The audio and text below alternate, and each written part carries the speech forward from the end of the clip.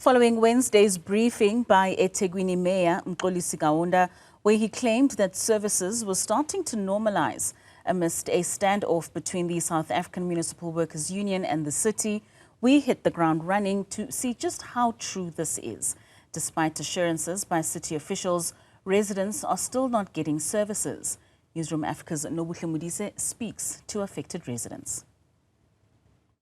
On Wednesday, the mayor told a frustrated city that services would be restored. Following the intervention from all spheres of government, we are pleased that the negotiations with SAMU have resumed and a memorandum was issued by the union on Monday directing its members to return to work. They started yesterday.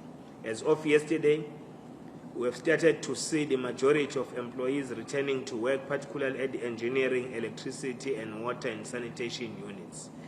We are confident that today the number has increased, which gives us hope that the service delivery challenges we have been facing will now be resolved. Service delivery issues have not been resolved.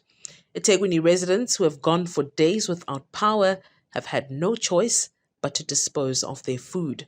From my freezers, I had to offload all the meat stuff, all the frozen stuff that I had in my fridge and freezers, and dig a pit, because there's no service delivery of taking away my dirt.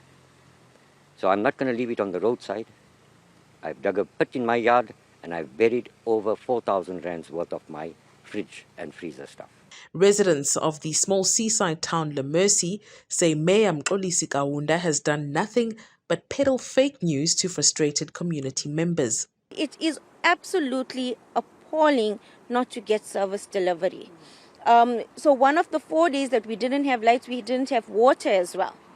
We had no water, no electricity, no internet, basically putting us back into the Stone Age times. It's been absolutely difficult to get any assistance from our depot because they have told us that they have completely shut down. This is a community on the brink of exploding. Newroom is a small community.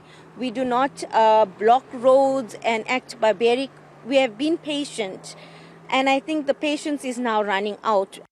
On the day of the mayor's announcement, 15 kilometers away, Phoenix residents displayed their anger. All of our food stuff is rotten.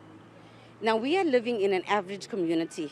People cannot afford to go every day and go and buy food. Neither can we be throwing food away.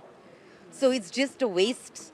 So now it's like we are living off rations here to feed our children, to feed ourselves. You don't have electricity, you have no water either. While the city claims workers are back and services are being restored, we visited the Durban Unicity electricity depot that services Newroom, where we found staff sitting outside not working. We tried to film them with our cell phones, but we were threatened with violence.